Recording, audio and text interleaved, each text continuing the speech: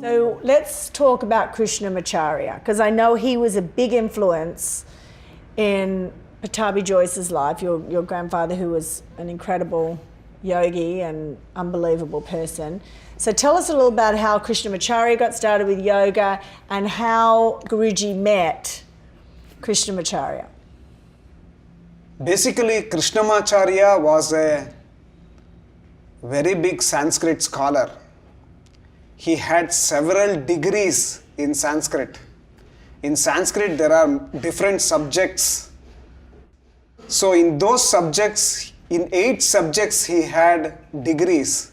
So to gain 1 degree, it was 13 years. Krishnamacharya was so clever that he could get degrees in 2-3 years. He could get 1 degree, and he was that educated in the field of philosophy, all those things. So, but he wanted a real, true master who could teach him the physical aspect of yoga. There was no practical experience of yoga. Whatever he had was book knowledge, and he wanted to have that practical experience to realize what yoga. To realize what yoga, you need a practical experience. So he went in search of a guru who could teach him that, and he ended up near Nepal somewhere, where he met Rama Mohana Brahmachari. Rama Mohana Brahmachari was Krishnamacharya's guru or a teacher. He lived in a forest.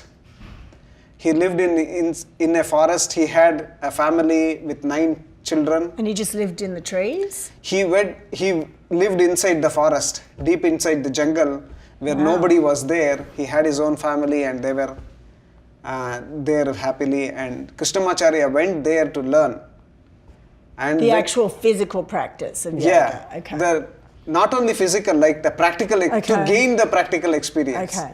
Otherwise, it would have been only book knowledge. Okay. You can read lots of books without having the practical experience. And that was the lineage that we're talking about. Yeah, that is the lineage, parampara, where you dedicate yourself to a guru or a teacher for many years to learn the knowledge, to gain the knowledge. Almost like getting a PhD at a college or something. Yeah, okay. Exactly. So it's practical experience. Practical experience. So he went there.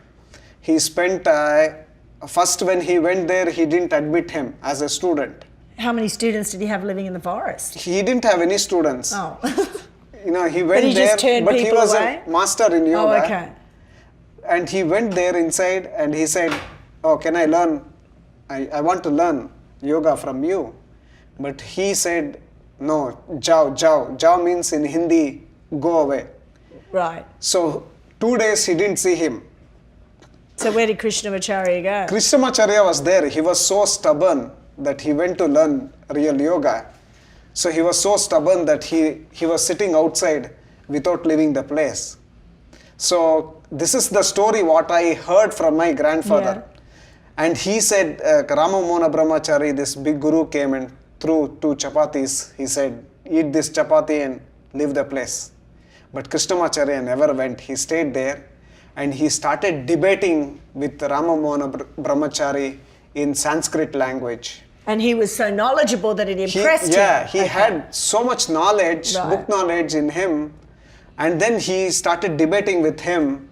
Then Rama Mohana Brahmachari got impressed of Krishnamacharya, the knowledge he had. So then he said, okay, I'll admit you as my student, but you have to stay here until I say you go. And he said, yeah, I can stay for how long you want me to stay, I can stay here. Wow. So that is how the parampara comes. Then he learned there. He stayed there. How long did he end up staying in the forest? 8 years. Were there tigers in the forest? Yeah, I think there was lots of several different kinds of animals. We would have loved that. Yeah. So he stayed with Rama Mohana Brahmachari. Okay. With him for how long? He stayed there for 8 years. 8 years? 8 years learning all this system. And did he actually do physical asanas? Yeah, he did physical asanas. They went through so many manuscripts which was not there, which was extincted. So he had so many knowledge within him. He was a Sanskrit scholar too, like Rama Mohana. So they just hung out in the woods for 8 years? He stayed there. He dedicated his whole life, his 8 years of life with How learning old was all this. Krishnamacharya at that time? Krishnamacharya must be very young, like So- 25 years, 30 years. So then he left his guru. Yeah, then after learning for 8 years, he wanted to give something back to his guru. So he requested him, what can I give back to you? We say Guru Dakshina. Dakshina means we have to, for when a guru gives knowledge to us, we have to pay back to him something. That is we call as Guru Dakshina. So he says, if Because you've received so much, yeah, you want so to much, give right. something you offer him. So he said, if you really want to offer me something, you go and spread this message. You spread this system of yoga. Now, was to that all over the Ashtanga India. yoga? Yes. That was Ashtanga That was yoga. the Vinyasa Krama yoga, Okay. which is based on Ashtanga yoga. Okay. Yeah. So then he left to Nepal and he went where? He went around the world, around India, not Around the world. India. He was a very conservative Brahmin. So he went And a around- Brahmin is a religious caste, like priests religious in caste, India, yeah. right? A priest caste. Yes. So he went everywhere, like small towns teaching yoga. So he went to all these small towns to. And one of the small towns he went to Yeah. was where And he- Pattabhi Jois Yeah. was as a 12-year-old boy. Yes, exactly. So tell them what Pattabhi Jois went to one of his demonstrations, because what he'd do is he would demonstrate all the postures and Yeah. tell them about what he'd learned in the forest. Yes.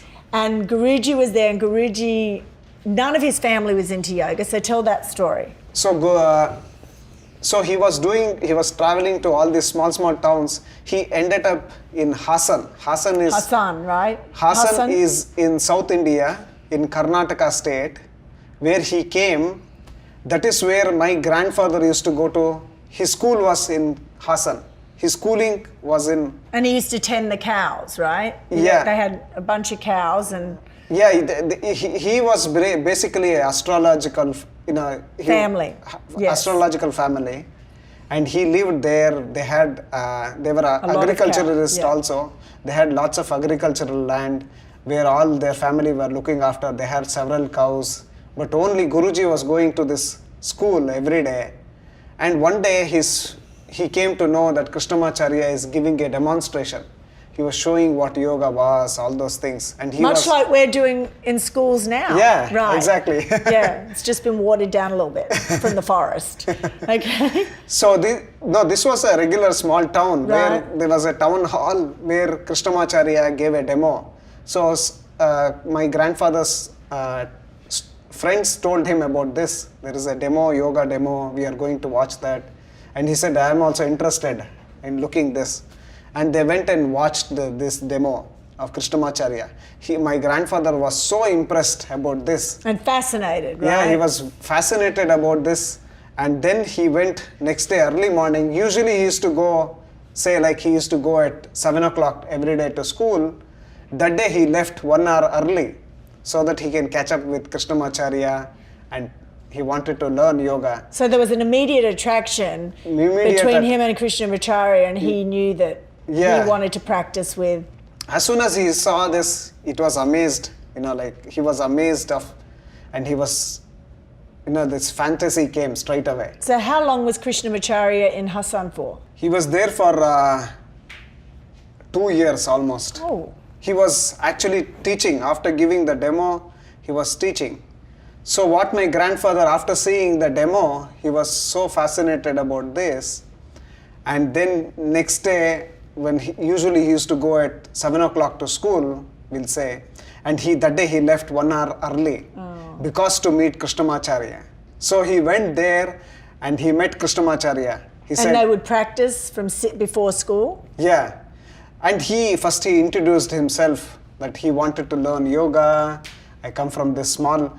Actually, Guruji didn't live in Hassan, this town. He lived in Kaushika, which is like 5 miles from Hassan. So he used to walk every day. Oh. He used to do every day. He used to walk 5 miles to go to school, and then he met Krishnamacharya that day.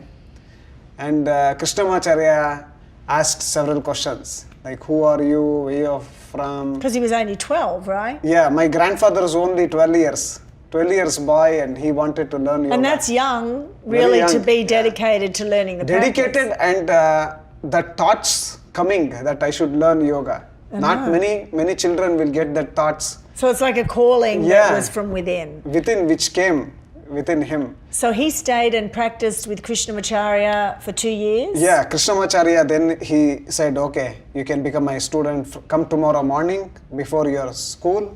So every day he started going. Krishnamacharya lived there for 2 years in the Hassan. And then he left from Hassan to another That must place. have devastated Guruji, right? So when he left, what happened? Yeah, he left, and Guruji also, it was, but my grandfather kept the practice. So he was kept practicing. So Yeah. that was, at that stage, he was 14. Yeah. So didn't he, though, leave without his parents' knowledge and go try and find Krishnamacharya to keep studying with him? Yeah. And at what age was that? No, the Krishnamacharya moved to another place, another town. Since he was traveling and teaching everywhere, so he stayed two years in each. I won't say 2 years. I don't know how long he was staying, but he went to another town and he was teaching yoga. He was doing like this. But my grandfather also, he had his thread ceremony when he was 12 years. Which is what's a thread ceremony? That's like a Holy Communion or something. Yeah. Okay. Like when you become a Brahmin, you should have this thread ceremony. Okay. So only when you have this thread, you'll be eligible to do all the rituals what Brahmin does. So he got his thread ceremony, and in that thread ceremony function, he got like 3 rupees, like gift from everyone. So he took that 3 rupees in him, and he ran away to Mysore because he wanted to become a Sanskrit scholar. Because Krishnamacharya had such an effect on him, he wanted to keep learning with I think him? my grandfather had it within him. Okay. So he wanted to become a Sanskrit scholar. Then Mysore was a very big city, and there was lots of big colleges and schools for people to study.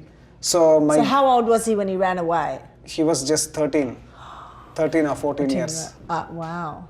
So he came to Mysore because their family, they didn't wanted him to go and study in Mysore or any other place.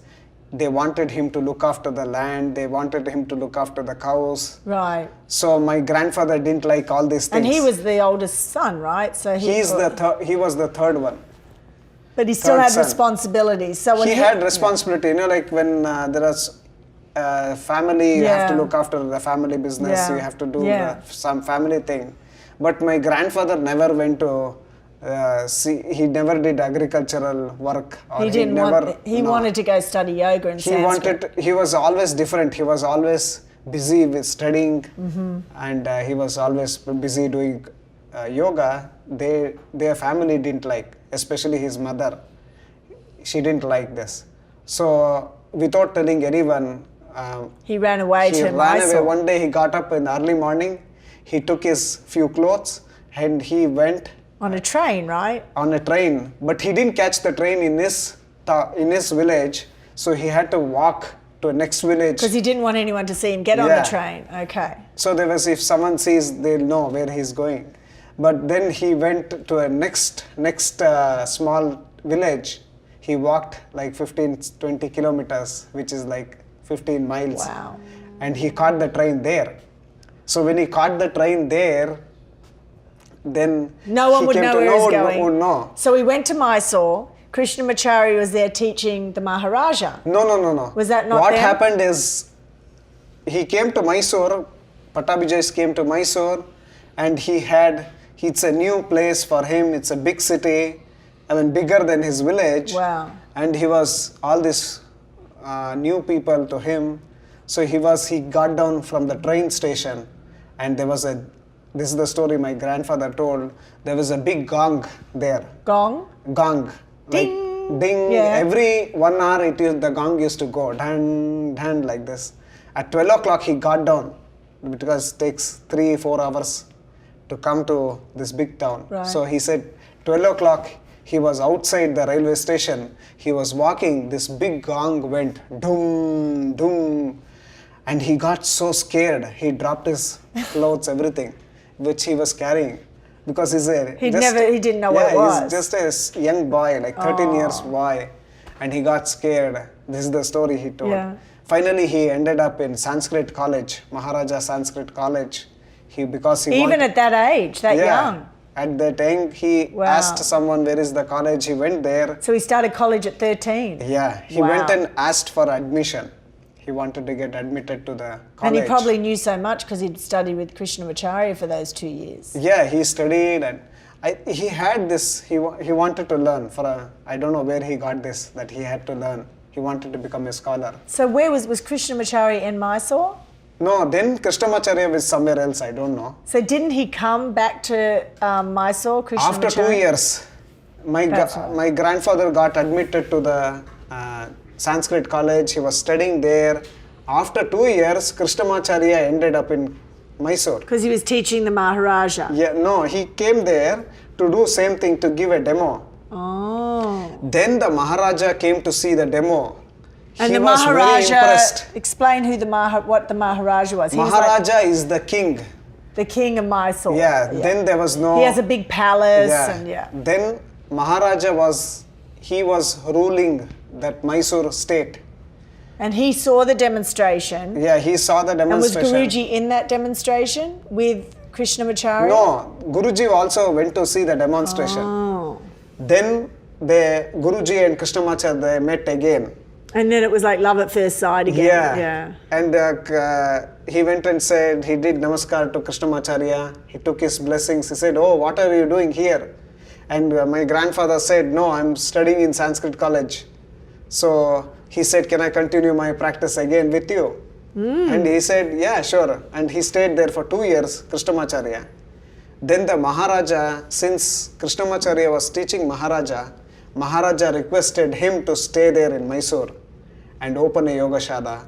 Krishnamacharya. In the palace. In the palace. Because he was very sickly. Around the palace. Because wasn't the Maharaja was sickly and he got well from doing yoga. Yes. So what was he sick with? He had some breathing problem or some problem. I don't know what problem he had. But when he practiced yoga, he got got better, healthier. So he requested Krishnamacharya to stay there and do. He said he will give you I'll give you a place in Mysore. So it's called Jagan Mohana Palace, where the art and culture used to happen. So it's an exhibition place where they used to exhibit all this art and culture, all those things. So he gave a place there for him to teach yoga. And then would the Maharaja come there and practice?